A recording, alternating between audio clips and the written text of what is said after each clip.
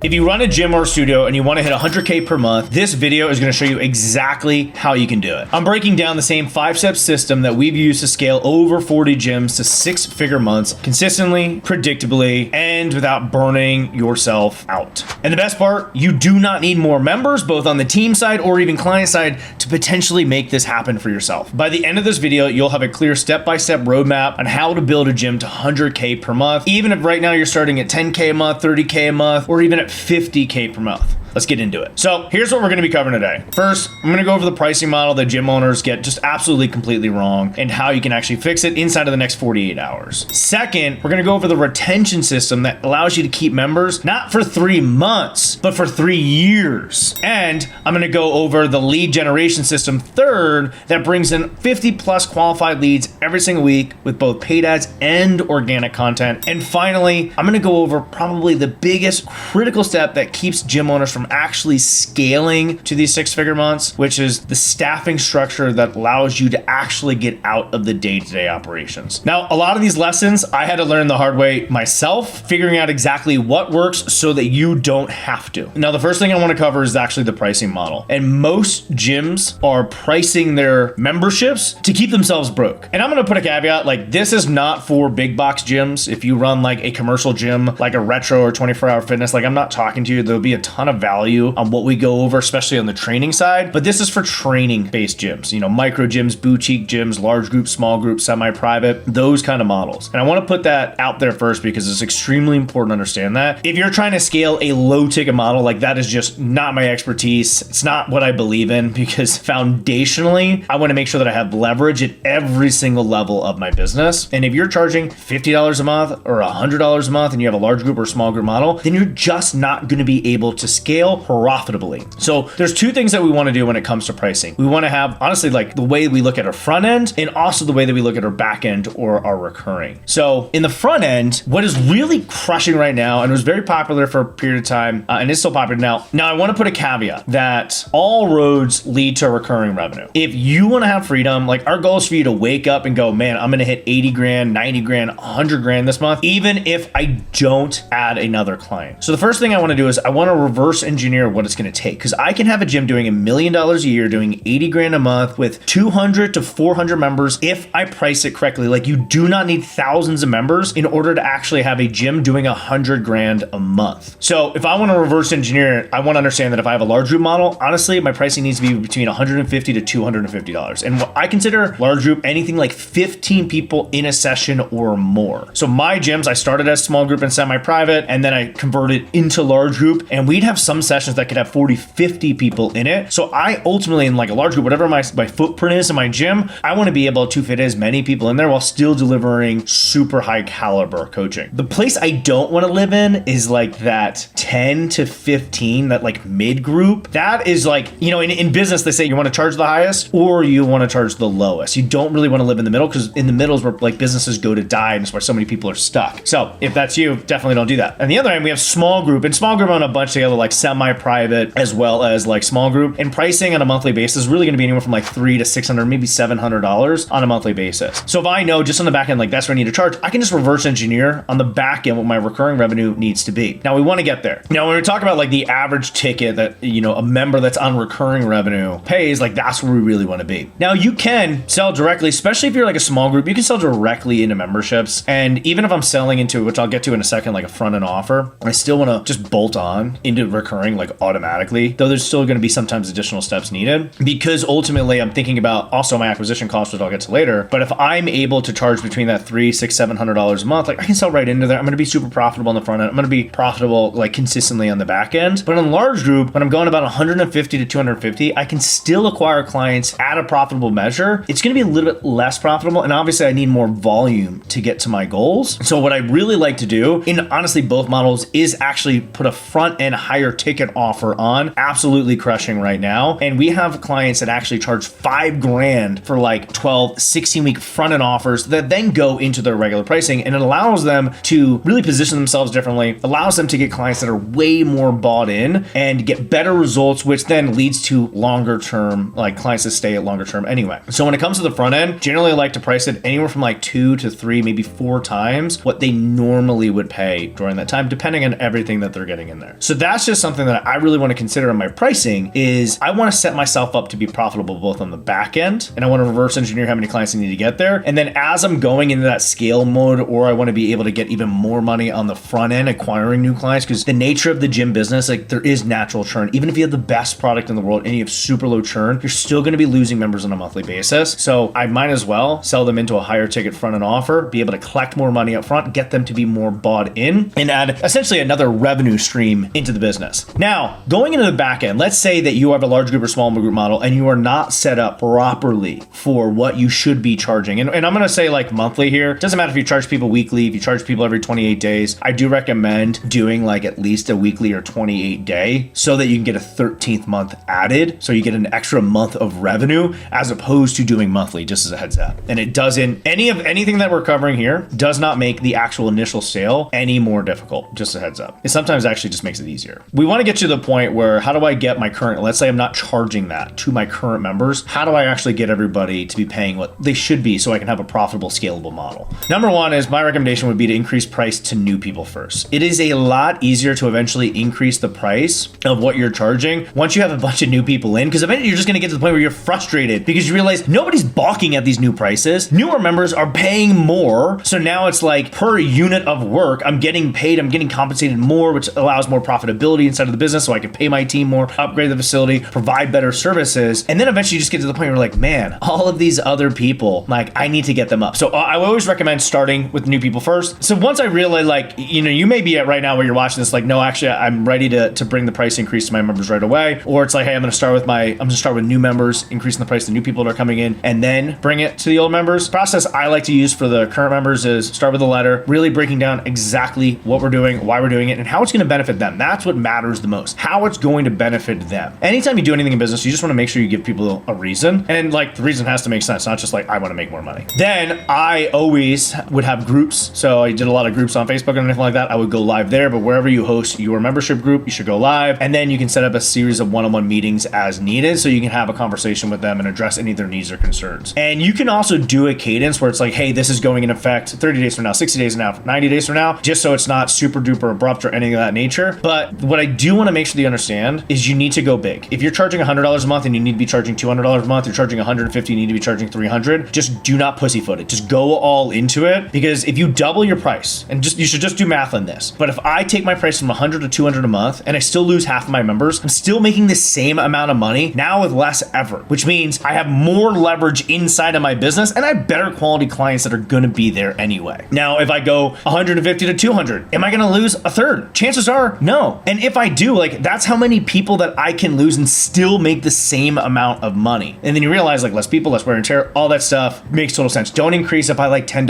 or $20. Like that's just absolutely pointless. And we did this with a couple clients. An example, I actually did this inside of my franchise with one of my franchisees. We noticed that the average client like paying recurring was just too low. They had really good front end signups. They were hitting their numbers there. They weren't having an issue charging the higher ticket front end offer, but they were getting bit because they just were charging way too little on the back end and they were stuck, and they were able to double their revenue, go from like 15 grand a month to 30 grand a month just by doubling their pricing. And that's how much of an impact it was. Now there's other stuff like increasing spend, all that stuff, and added more volume, but just from there alone, by changing their price for what they were charging, and they got no backlash because they did it properly, they were able to double the recurring revenue. We also did that for one of our clients that came in, Jake, who was running a boot camp. He was stuck at like 15 grand a month. He then wanted to convert into small group, semi-private style training, and took his pricing from like 150 a month essentially to upwards of 600 a month, to all of his large group, converting to small group, 90-day process of how he actually introduced it to his current clients. But between current clients and new clients, he was able to go from that 15K a month to over 60 grand a month in under 10 months. Like that is the power of pricing. So you want to set yourself up for proper scale by making sure you have your pricing set up correctly. So number 2 is retention. We got to have retention in place. And the reason I'm going to be talking about this, even though number 3 is going to be one of the most important, is if I have a leaky bucket, it doesn't matter how many new clients that I'm adding. But also, one of the biggest things that nobody wants to admit if they have retention issues is usually it comes down to the product.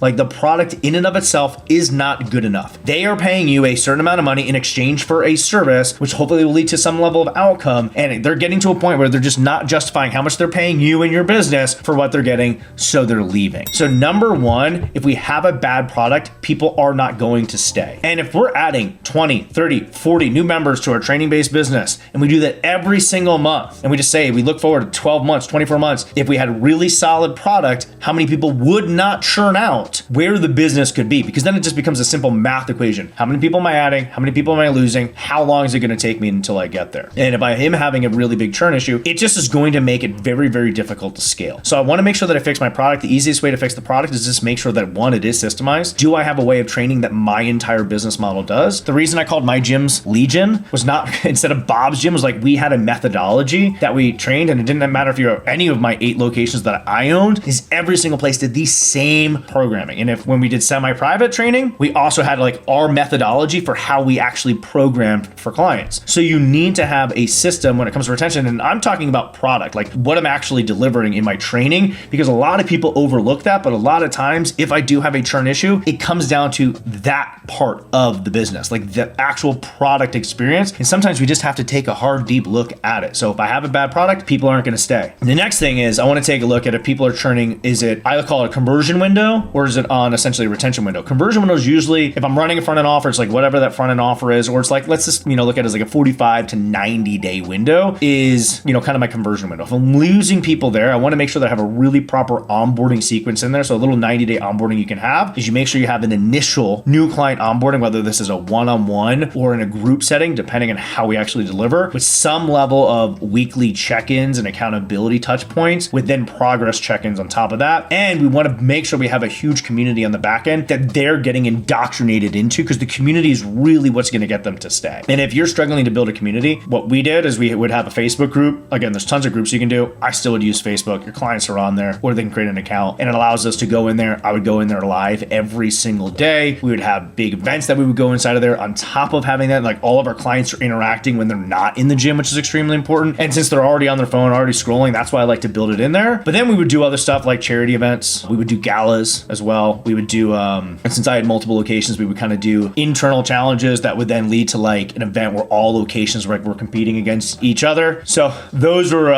really, really good to have. And then along the way, especially when it comes to retention, you just got to make sure that you celebrate like the milestones and the wins along the way. So inside of the first 30 days, so we want to do that. We want to celebrate the milestones along the way. And generally speaking, in the very beginning of how I celebrate those milestones is going to be different once they've gotten a little bit more indoctrinated into the community and owned their own relationship. So I kind of shifted. So in the beginning, it's really like the initial outcome in which they were promised. And then from there, it's more kind of internalizing those milestones of how like they're owning the relationship within their transformation. But something I just want to put a strong caveat on is ignoring kind of the onboarding the first 30 days is a huge mistake that most gym owners make, because frankly, this is where they decide, are they going to stay or are they going to leave? Like nobody's buying your service or your product with the intention of honestly churning out. They want to stay. That's why like they built they got that trust from you. So they gave you money, ideally like to stay there, not just for some short-term fix. And if they are not staying, it's somewhere I'm definitely going to want to take a look at in the beginning. Longer term, if they leave at a certain period of time, I'm definitely going to take a look big time at the product. Now, the third key in order to scale your gym to 100K months, most gym owners get wrong because they try and live in this either or world, but you need to have a consistent flow of leads in order to get new clients. So I'm not talking about the entire even acquisition system here, which is extremely important. I'm just going to talk about how do you actually get leads, because leads are the lifeblood of your business. So we believe in a hybrid method that we call the Flywheel Attraction System. And this becomes long-term a self-feeding, self-fulfilling machine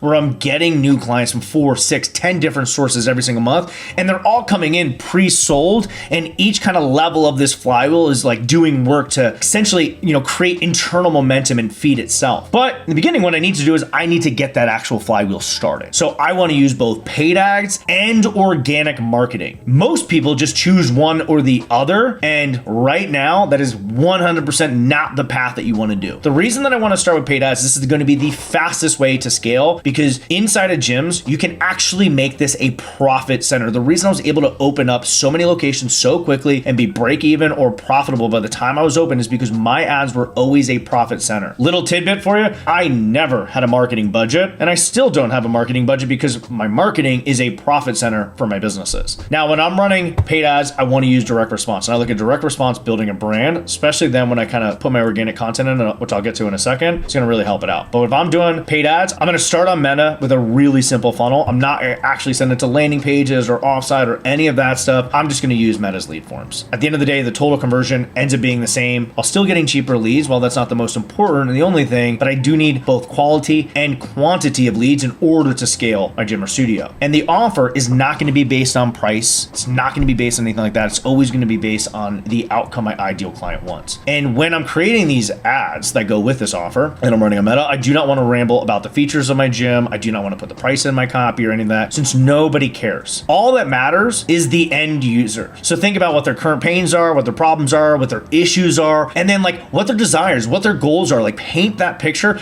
I should be making extremely emotional copy and messaging that then the person on the other end sees this and goes, holy crap, this gym is speaking directly to me. When I can do this, it allows me to optimize for both lead volume and lead quality. And I'll create it in another video. I'll go detail on exactly what you should be putting in there, but I'll tell you right now, it should not just be images. But at the end of the day, what matters most is cost per acquisition, not just lead cost. So if I want to increase my lead quality, not only do I need to make sure I'm doing that properly on the paid side, I also want to make sure that I have organic content that helps build authority, nurtures those leads that are coming in, and then pre-sells them. So my recommendation would be to at least post at least 3 times a week, if not 7 days a week, with a combination of short form and images. And ultimately just, you're going to be answering questions or objections or fears that people may have. You're going to share your clients' transformations, or you're going to be giving some level of advice that's not boring as shit. But ultimately, how many days you should be posting should be what you can commit to and be consistent with. And over time, like whenever I'm making awareness content or organic content, it's a little bit more of a long tail on it. What you will start noticing when I have really good organic content pair with my paid content, the leads are more likely to pick up, more likely to book, you have a higher show rate, and they're easier to sign up. Because frankly, just like you're probably watching this video on YouTube right now, maybe you saw one of our ads and then you're going and checking our stuff out. Your prospects are intelligent people. They're going to go do their own research. So you want to make sure that you can let them see like, this is the place for me. So like if you are trying to create some content, you want to create some content that's based on the connection, your personal story, your lessons from the gym or proof, what are the transformations, the testimonials, the case studies of your clients, and really what kind of value you can give them. But the value, it's not just like boring ass, education or mindset stuff or any of that stuff, but it really needs to be entertaining while still giving the value that they go, wow, this person is an expert. And then over time, you'll be able to also use this as another channel for lead gen because people will be coming, they'll be booking appointments, they'll be reaching out. You can also really like a whole special strategy using kind of just your stories and everything like that to generate new clients. Now there's a whole other way to use also organic for lead gen, but just understand that in the beginning, not only are these going to be helping you kind of pre-sell your leads, increase the quality, but yeah, you will also generate leads from your organic content when it's done properly. We actually had a client go from 0 to 60K per month in her first year when she only spent $2,500 on ads because of how great her organic was. And that's also why she teaches organic social media for our clients inside of Gym Academy for their gyms and studios. But on the same token of that, we have another client who for years, and he's an OG, been around for a while, relied very, very heavily on paid traffic and has started noticing that his results from his ads started going down. So we did some tweaks inside of his ads as far as like how the messaging was and the content that was actually in his ads. Plus, we really stepped up what was going on in his organic content. And he took his like book, rate that was like 20%, his show rate that was also like 20-30%. And he got both of them to over 60%. And over 60% of his leads were booking appointments, and those that booked appointments, over 60% were actually showing up because of those changes that we did with the organic and the paid side of it. All right, now the final component, and I'm gonna go through this super quickly, is your staffing and your systems. So the first person that I actually hired, and a lot of people do this wrong, is I hired somebody that would actually handle coaching, because that is going to be the easiest thing for you to recruit for. So many people are passionate about fitness, about helping other people. And what I noticed just personally is I'm training a client and all I can think about is the business side of things. So that's why I wanted to hire that person. Now, one of the things that we do differently is we actually want to scale with full-time employees. So when I'm scaling my gyms, what I'm going to be doing is I'm actually going to be hiring full-time employees. I want people that are all in on our vision, on our mission, that are all about this business, that are not working at 10 other places, training here, training there, not really truly caring about what we're doing here. And that's what just they're doing. I understand it. Like, so the first actually like offer that we made was switching up how kind of trainers were able to be employed in this industry. And I want to give people a career. I want to create a business where they can actually level up and grow into. Depending on the stage that you're at, you might start with just a part-timer, but then that person's going to go to full-time and they're going to be doing more responsibilities than just coaching. Because a big mistake that gym owners do as they try and scale is they take all the things that like suck, put them on their plate, and then all the team members just have the cush life that they just come, they clock in, they coach a session, they leave, and everything else that's part of the business comes down on the business owner, and that's why they're still working a ton while not making any more money. And what I could do is I can actually scale a gym to 60 grand a month with 3 people. I can scale a gym to 80 grand a month with 4 people. I can scale a gym, to 100 grand a month with anywhere from 4 to 5, maybe 6 full-time people. But ultimately, every single full-time employee should be the equivalent of at least $200,000 to $250,000 in revenue. And there are going to be certain times where I can even stretch that to one employee where they're equivalent to $400,000 in revenue for the business. But then at that time at the higher end, it's going to be, a little kind of like tough. So let's recap. If we want to scale our gym to 100 grand a month, number one, you have to fix your pricing model. That is going to be your fastest win. Make sure that you are set up for success with scale. Number two, you need to make sure that you have your retention systems dialed in so that you do not have a leaky bucket. And this is going to come together with your entire acquisition system. Really what I'm talking about here is just making sure you have a really, really good product. Now you can build it at the same time as you go ahead and you put your marketing engine in place. And you want to have both paid leads and organic content so we can generate those leads while also building a lot of trust at the same time. And then fourth, we want to have our team set up and our systems in place so that this business can continue to scale and ultimately run without you. Who cares if we're doing 100 grand a month if you're working 100 hours a week? Now, if you want to go deeper in exactly how we can go ahead and help you, then all you need to do is in the description of this video, there'll be a link where you can go ahead and apply for a time to hop on with my team, and we can dive into your business, see exactly where you are now, where you want to go, and exactly what you need to do in order to get there and how we can go ahead and help you. But if you liked this video, I would really appreciate it if you just follow us and then also share this with anybody that you think would get benefit.